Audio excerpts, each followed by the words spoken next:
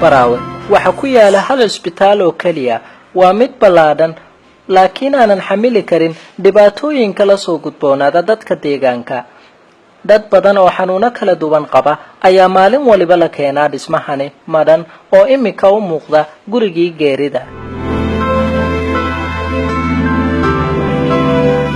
sababtoo ah ma lahan agab caafimaad ee loogu talagalay isbitaaladu inay ku shaqeeyaan. waxna taa ka sii daran ma joogaan wax dhaqaatiir ah marka laga reebo dhalinyaro aqoontoodu aan dhaafsanayn gargaarka degdega. Caday Cali waa bukaan la ildaran xanuunka qaaxada halka imika ay ku sugan tahayna waa isbitaalka guud ee Baraawe. rajada kaliya ee imika loo jiifiyay halkani waa inay hesho xaalad dhaanta xaaladda haatan ay ku sugan tahay. hase ahaatee niyadu kuma hayaan in ay ku caafimaadayso halkani. marka isbitaalka waxa u jiiftay ninka tagtaka ama kaacil ama aan kaale noo fiiri walaalow meeshii waxa la siina kineen hal isbitaalka loo balay lacagtiisa la soo baxay ma hayaga la siina aniga waxa la saay anka ma og ma hayaga la sii kara yoomi ninka qofka insha Allah sida habasi saasa marka ku hayna. tani waa mid ay ku kaliftay inaan ku magacaabo qisada isbitaalkani gurigii geerida. dhammaan qolalka isbitaalku waa ay maran yihiin waxaana ay shabahaan meel qadiimi ah. bukaanada yaala gudaha isbitaalka waxba ma dhaamaan inay ku xanuunsanayaan guryaha ay degan yihiin. dadka dadkan suuqyadooda sheegtay oo suuqyadaas anaga saarnaa jiray inay degmada maaragta oo dhibaatada badan inay ilaaha mahadnaq إلا حريصنا سوفيا. مسك حريص كجرتي. برا وأيان عاصمة أيان كذي دونا وأنا كذي. طلبات كاشيتين وواحد رواية كورت يان يسكتال السكولة ما أنتوا اللي جوجا تبكي وحكي كمان لا إله إلا وحكي كمان هاي لكن تبكي وحكي كمان لا وحكي مكانين ولو نسيتها وأنا إنسان هاي ميلا أوري وحكي كمان توميني نسيب لي لكن إنسان هاي ما أنتوا واحد صاروا يجوا كمان يجوا سكيت وشوف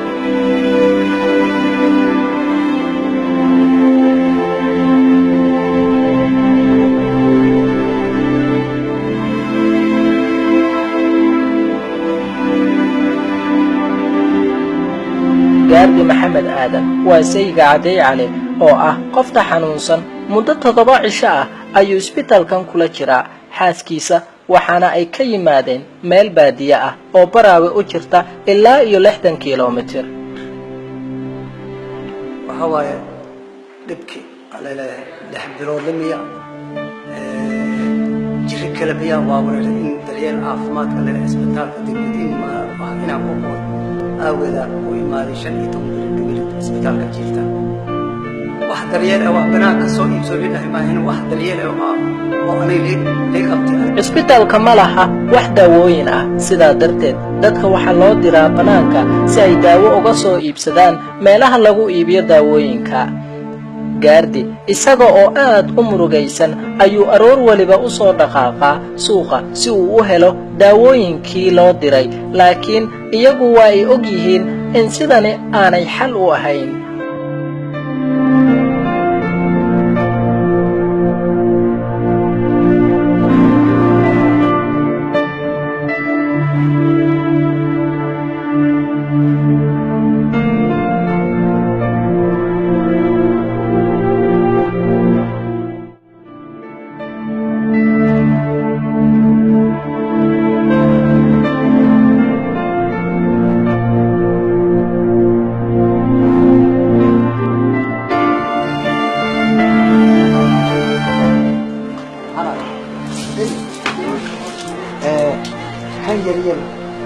كان يري حلب ما هبط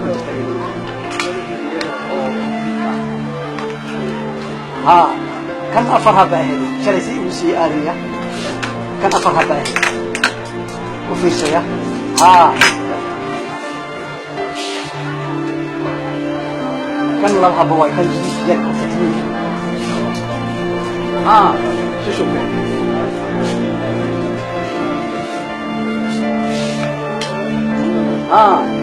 نظهر باللبس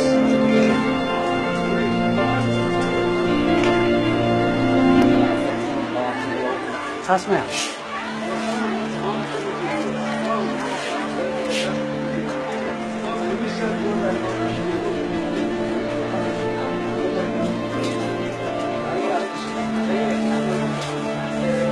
dadka dhibanaha ahi inta badani waxa laga keenaa baadiyaha iyo tuulooyinka hoos yimaada Baraawe. gabadha u jirta meel baadiya laakiin baadiya fuga laakiin meesha waa jirta meesha jirta waxa soo saddex baabay dawladina ay oo saakin dad baadiya ka saakin ma awoodi kara saakin oo quraacdi waa taba aanani waa kan istoorka la soo qaata badika waxaan u yar qalabka u sameeyay ila joora loo dadka la socdaan dadka joora ku sameeyay Faadumo Aadan waxay ii sheegtay in gabadhani halka ay ka keeneen ay magaaladu u jirto 60 kiiloomitir. Gaarigii ay ku soo qaadeenna uu ka qaatay lacag dhan 2 milyan oo shilinka Soomaaliga ah. ويانا الله 60 كيلومتر ninka gaariga soo saaray gaarigaas 2 milyan la qaaday hoola ma haasta wax yar oo irina haasta hoola kala ma hayo talow iga marka muddo lagu hayo isbitaalkan dadka bukaanka ahi ayaa loo sheegaa in xamar ay u doontaan isbitaal wanaagsan oo lagu daweyn karo dhowr mar uu laabtay saakiisan boodka maqlay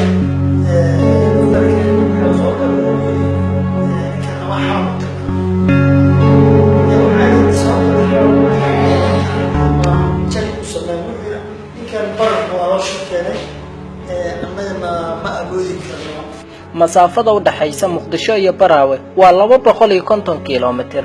waayadii hore ee wadada u dhaxaysa Muqdisho iyo Baraawe ay ahayd mid hagaagsani waxay gawaaridu ku tagi jireen muddo 3 saacadood gudaheeda ama 4 saacadood laakiin nasiib daro iminka safarka wuxuu qaataa 11 saacadood ilaa 9 saacadood taasina inta badan waxay kaliftaa qofka dhibanaha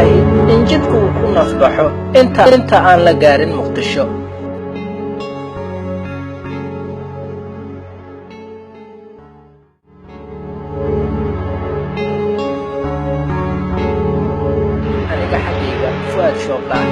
safarkeedii aan ku imid Baraawe waxa uu qaatay muddo 2 cisho ah taasoo aan u arkayay in taariikhkuba aan waxba dhan socdaalka u dhaxeeya Baraawe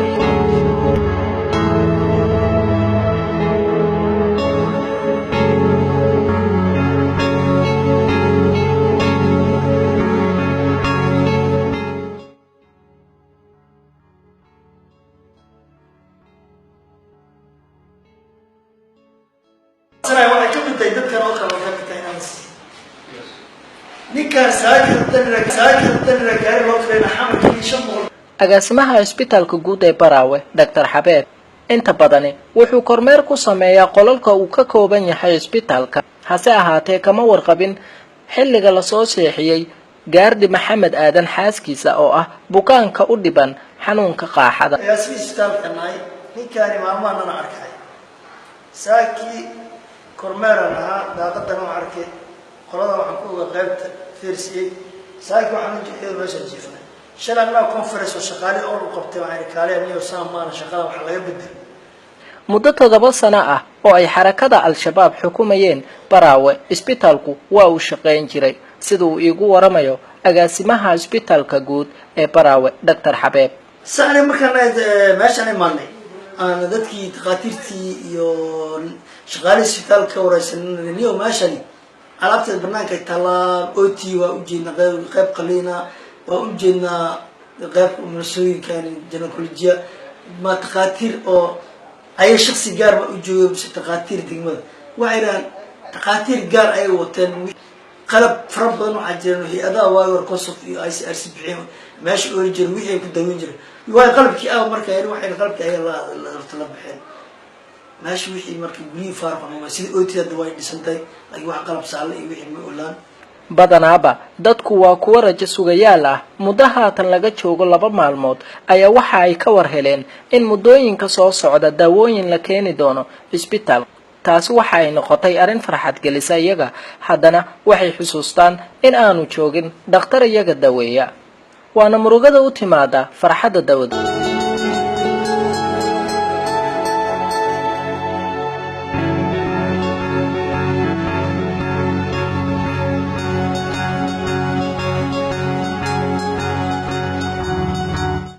wasaaradda caafimaadka dowlad goboleedka koonfur galbeed ayaa mararka qaar isku dayda in guntiga ay dhiisha isaga dhigto waxaana dhowaan isbitaalka ay soo gaarsiiyeen dawooyin kuwa oo taariikhda dhicitaankooda ka dhiman yahay 4 bil iyo bar. wasaaradda caafimaadka ee koonfur galbeed ayaa isoo dhiibtay waxaana loogu talagalay bulshada ku nool degmada Baraawe hadda ujeedadu waxaa dhex taaganahay isbitaalka weyn ee degmada Baraawe runtii daawada ayaa ku wareejiyay inta aan la gaarin muddada 4 bil ah toddobaadyo gudahood ayay ku go'ayaan daawooyin.